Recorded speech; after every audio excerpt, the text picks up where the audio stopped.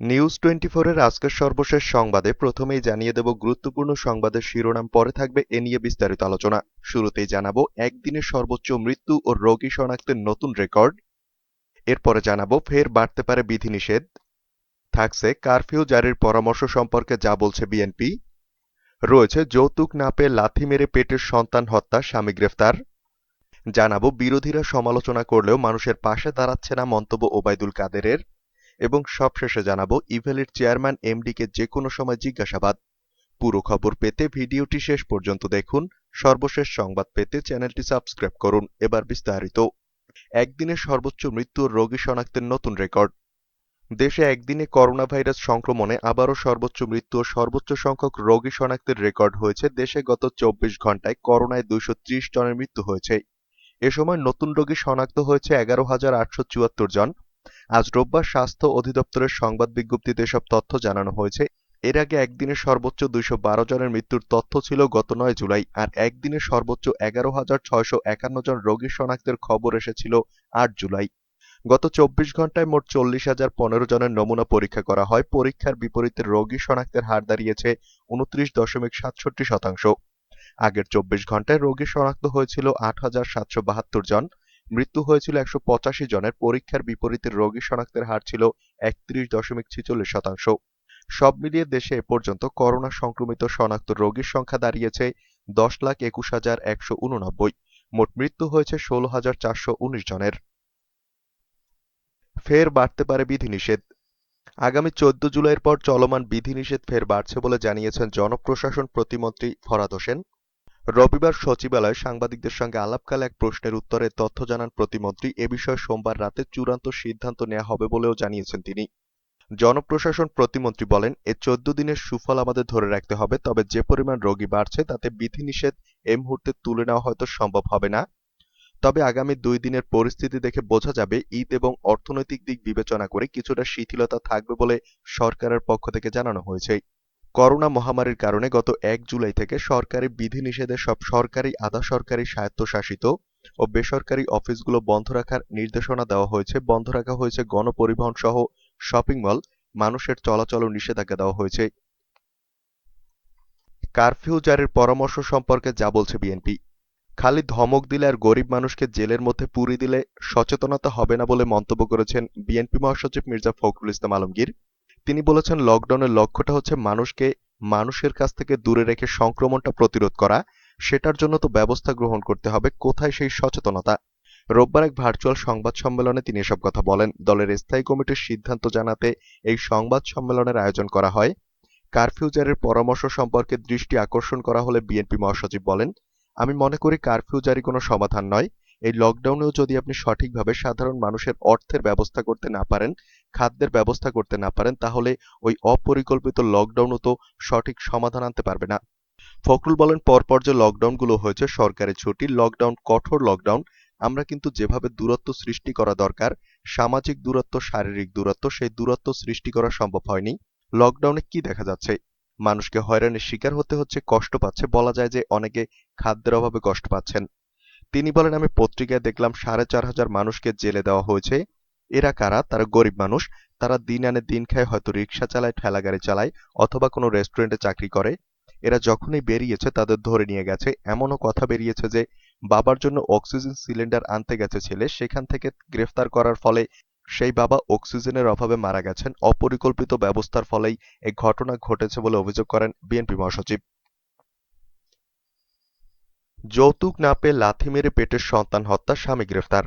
নওগাঁর রানীনগরে যৌতুকের টাকা না পেয়ে অন্তঃসত্ত্বা এক নারীকে নির্যাতন ও লাথি মেরে পেটের সন্তান হত্যার অভিযোগে স্বামী, শ্বশুর, শাশুড়ি সহ 6 জনের বিরুদ্ধে মামলা দায়ের করা হয়েছে।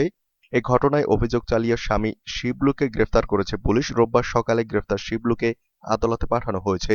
ভুক্তভোগী ওই নারীর নাম সাথী আক্তার। তিনি বগুড়ার আদমদীঘি উপজেলার অন্তাহারা গ্রামের শাহীন মণ্ডলের মেয়ে। মামলার বাদী সাথী আক্তারের বাবা শাহীন মণ্ডল বলেন, গত বছরের 20 মার্চ সাথী আক্তারের সাথে নওগাঁর রানীনগর উপজেলার পশ্চিম বালুভরা গ্রামের সাকবর রহমানের ছেলে শিবলুর আনুষ্ঠানিকভাবে বিয়ে দেয়া হয়। বিয়েতে 1,49,999 টাকা দেনমোহর ধার্য করা হয়। মেয়ের বিয়েতে তিনি নগদ 1,50,000 টাকা ও বেশ কিছু আসবাবপত্র দেন। শাহীন মণ্ডল আরও জানান, বিয়ের কিছুদিন পর থেকেই ব্যবসার জন্য জামাই সাথীর কাছ থেকে 2 লাখ টাকা যৌতুক দাবি করে। টাকা দিতে না পারায় সাথীর স্বামী তার উপর শারীরিক ও মানসিক নির্যাতন শুরু করে। এর মধ্যে বেশ কয়েকবার স্থানীয়ভাবে বিষয়টার সমাধানও করা হয়। তারপরেও গত 30 মে শিবলু তার বাবা-মা, বড় ভাই সহ নিকট আত্মীয়দের পরামর্শে যৌতুকের দাবিতে সাথীকে মারপিট করে এবং পেটে লাথি মারে। এতে অন্তঃসত্ত্বা সাথীর রক্তক্ষরণ শুরু হয়। খবর পেয়ে তারা সাথীকে উদ্ধার করে নওগাঁ হাসপাতালে ভর্তি করেন।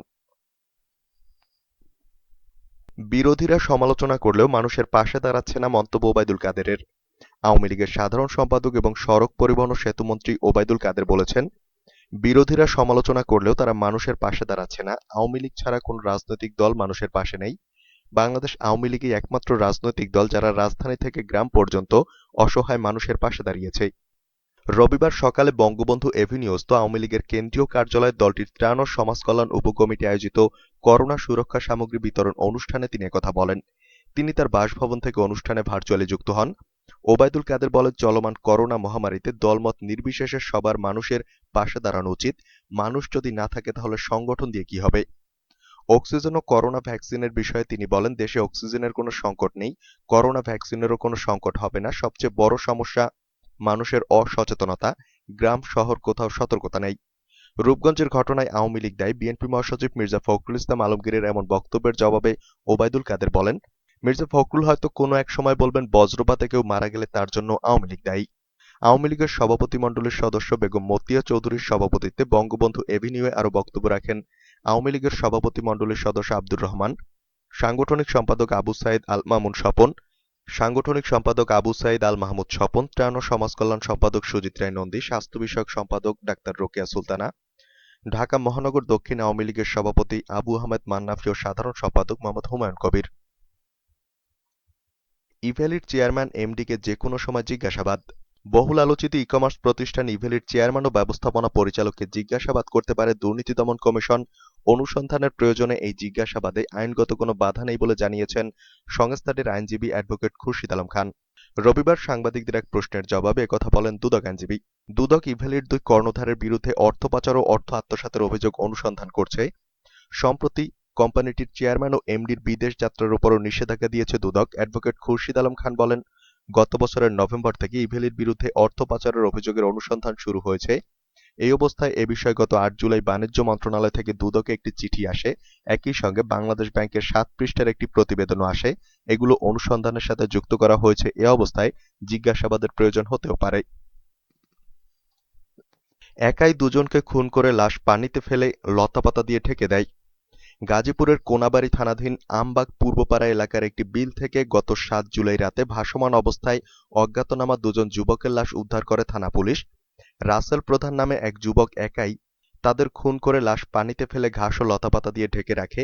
এ ঘটনায় অজ্ঞাতনামা দুষ্কৃতিকারীদের বিরুদ্ধে 8 জুলাই গাজীপুর মেট্রোপলিটন কোনাবাড়ী থানায় মামলা হয়। পরে দুজনকে গ্রেফতার করা হয়েছে। গাজীপুর মেট্রোপলিটন পুলিশের উপ পুলিশ কমিশনার জাকির হাসান কমিশনারের কার্যালয়ের সম্মেলন কক্ষে রোববার দুপুরে এক প্রেস ব্রিফিংয়ে জানান, এই জোড়া খুনের ঘটনায় সন্দেহাতীতভাবে পুলিশের একাধিক টিম কোনাবাড়ী থানা এলাকায় জেলার কালিয়াকৈর, গাইবান্ধার গোবিন্দগঞ্জ সহ বিভিন্ন এলাকায় অভিযান চালিয়ে গাইবান্ধা জেলার গোবিন্দগঞ্জ থানার কিসমত দুর্গাপুর মধ্যপাড় এলাকার মনসুর আলীর ছেলে রাসেল প্রধান ও বগুড়া জেলার ধুনট থানাধীন সৈমারি এলাকার সাইদুল সরকারের ছেলে সৈকত সরকারকে গ্রেফতার করা হয়।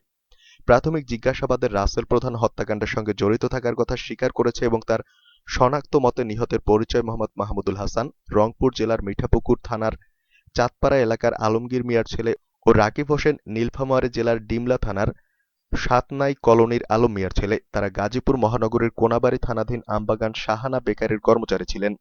ওই পুলিশ কর্মকর্তা আরও জানান, নিহত মাহমুদুল হাসানের নিকট রাসেল মিয়ার 2500 টাকা পাওনা নিয়ে বিরোধ ছিল। এই জের হিসেবে রাসেল গত 3 জুলাই রাত 11:30টার দিকে মাহমুদুল হাসান ও রাকিবকে নিয়ে কোনাবাড়ির বাঘিয়ার চক বিলপাড়ে যায়। জাদু দেখানোর কথা বলে কৌশলে প্রথমে মাহমুদুল হাসানের হাত পা বেঁধে পানিতে ফেলে হত্যা করে। পরে রাকিব হোসেন যখন বলেন এ ঘটনা তিনি বাহিরে প্রকাশ করে দেবেন, তখন তাকে একটি কংক্রিটের সীমানা পিলার দিয়ে মাথায়, বুকে ও পিঠে আঘাত করে হত্যা করে তাদের মোবাইল সেট রেখে লাশ পানিতে ফেলে দেয় এবং ওই লাশ দুটি ঘাস ও লতাপাতা দিয়ে ঢেকে চলে যায়।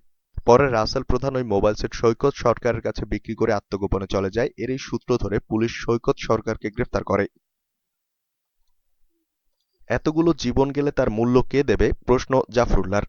হাশেম ফুডসের কারখানায় অগ্নিকাণ্ডে অর্ধশতাধিক মানুষের প্রাণহানির ঘটনাকে পরিকল্পিত হত্যাকাণ্ড বলেছেন গণস্বাস্থ্য কেন্দ্রের প্রতিষ্ঠাতা জাফরুল্লাহ চৌধুরী। তিনি বলেছেন, নিয়ম নীতির মধ্যে না এলে এ ধরনের ঘটনা থামবে না। নিহত প্রত্যেকের পরিবারকে ৫০ লাখ টাকা করে ক্ষতিপূরণ দেওয়ার দাবি জানিয়েছেন জাফরুল্লাহ চৌধুরী। গত বৃহস্পতিবার নারায়ণগঞ্জের রূপগঞ্জের ভুলতায় সজীব গ্রুপের অঙ্গ প্রতিষ্ঠান হাশেম ফুডসের কারখানায় আগুন লাগে। এ সময় ৬ তলা ওই কারখানার ভবন থেকে লাফিয়ে পড়ে ৩ জনের মৃত্যু হয়। প্রায় ১৯ ঘণ্টার চেষ্টায় আগুন নিয়ন্ত্রণে আসার পর ভবনের চতুর্থ তলার একটি কক্ষ থেকে ৪৯ জনের মরদেহ উদ্ধার করা হয়। ঈদে কঠোর লকডাউন থাকছে কিনা জানালেন জনপ্রশাসন প্রতিমন্ত্রী। দেশের করোনা সংক্রমণ রোধে আরও ১ সপ্তাহ চলমান কঠোর লকডাউন বা কঠোর বিধিনিষেধ বাড়ানো হতে পারে। পবিত্র ঈদুল আজহা ও কোরবানির হাট এ দুটোই নিয়ন্ত্রণ করাই সরকারের বড় চ্যালেঞ্জ। এসব পরিস্থিতি সুনিয়ন্ত্রিতভাবে মোকাবেলা করতে চায় সরকার। সোমবার রাতে এ সংক্রান্ত কমিটির বৈঠকে চূড়ান্ত সিদ্ধান্ত হবে। সে অনুযায়ী ১৩ জুলাই বিধিনিষেধ সংক্রান্ত আদেশ জারি হবে বলে জানিয়েছেন জনপ্রশাসন প্রতিমন্ত্রী ফরহাদ হোসেন। রোববার সচিবালয়ে নিজ দপ্তরে যুগান্তর সহ একাধিক গণমাধ্যমকে এমন তথ্য জানান প্রতিমন্ত্রী। তবে দেশে করোনা সংক্রমণ রোধে আরও ১ সপ্তাহ কঠোর বিধিনিষেধ বাড়ানোর ঘোষণা দিয়েছে স্বাস্থ্য অধিদপ্তর। এই সময় বিনা প্রয়োজনে কেউ বাড়ি থেকে বের হলে তার বিরুদ্ধে আইনশৃঙ্খলা বাহিনী কঠোর ব্যবস্থা গ্রহণ করবে। রোববার দুপুরে স্বাস্থ্য অধিদপ্তরের নিয়মিত ভার্চুয়াল বুলেটিনে এই তথ্য জানান মুখপাত্র অধ্যাপক ডাক্তার রোবেদ আমিন। সামনে ঈদ ও কোরবানির হাটের ব্যাপারে ১৪ জুলাইয়ের পর কি হচ্ছে এমন প্রশ্নের জবাবে জনপ্রশাসন প্রতিমন্ত্রী ফরহাদ হোসেন বলেন, করোনা পরিস্থিতি দিন দিন খারাপ হচ্ছে, আমরা পর্যবেক্ষণ করছি। এবার করোনা এমনভাবে ছড়িয়েছে যা ভয়াবহ। এ প্রক্রিয়া অব্যাহত রাখতে চাই। ঈদ ও কোরবানির পশুর হাট একটা বড় চ্যালেঞ্জ। এটা সুনিয়ন্ত্রিতভাবে মোকাবেলা করতে চায় সরকার। ডিজিটাল পশুর হাটের পাশাপাশি সারা দেশে স্বাভাবিক হাটও বসবে। করোনার কারণে বাউন্ডারিযুক্ত খোলা মাঠে পশুর হাট বসানোর চিন্তাভাবনা হবে। ১৫ জুলাই থেকে ২০ জুলাই পর্যন্ত এই ৬ দিন হাট বসবে। হাটগুলোতে স্বাস্থ্যবিধি মেনেই সবাইকে আসতে হবে। হাটের ৩টি পথ থাকবে। এর একটি দিয়ে পশু প্রবেশ করবে, একটি দিয়ে ক্রেতা প্রবেশ করবে এবং অপরটি দিয়ে ক্রেতা বের হয়ে যাবে। মৃত্যু ও সংক্রমণ মাথায় রেখেই হাটে আসতে হবে। হাটের সংখ্যা পরিস্থিতি বিশেষজ্ঞ কমিটি যেভাবে সুপারিশ করবে সেভাবেই সরকার ব্যবস্থা নেবে। বিধিনিষেধ বাড়ানোর প্রসঙ্গে প্রতিমন্ত্রী বলেন, গতবার ঈদে গ্রামে এত সংক্রমণ ছিল না, এবার গ্রামের সংক্রমণ বেশি। তাই সবাইকে ঈদে গ্রামে যেতে নিরুৎসাহিত করা হবে। নিজেকে ও পরিবারকে সুরক্ষিত রাখতে আমাদের সবাইকে সর্বোচ্চ সতর্ক থাকতে হবে। এখনো এ বিষয়ে চূড়ান্ত সিদ্ধান্ত হয়নি। কাল রাতে এ বিষয়ে বৈঠক হবে, তারপর জানানো হবে। সংক্রমণ কমানোর চেষ্টা চলছে। স্বাস্থ্যবিধি মেনে চলার জন্য কঠোরতা থাকবেই। সংক্রমণ ৫% মধ্যে না আসা পর্যন্ত এ ধারা অব্যাহত থাকবে। যারা অকারণে বের হবে তাদের জরিমানা সহ গ্রেফতার করা হবে। পোশাক শ্রমিকদের ঈদে বাড়ি ফেরার বিষয়ে ফরহাদ হোসেন বলেন, স্বল্প সময়ের জন্য তাদের ছুটি দিতে ব্যবসায়ীদের বলা হয়েছে। এবার ঈদে যেন তারা গ্রামে না যায় সে ব্যাপারে নিরুৎসাহিত করতে বলা হয়েছে। করোনা কমাতে গ্রামে গ্রামে কমিটি গঠনের নির্দেশনা দেওয়া হয়েছে।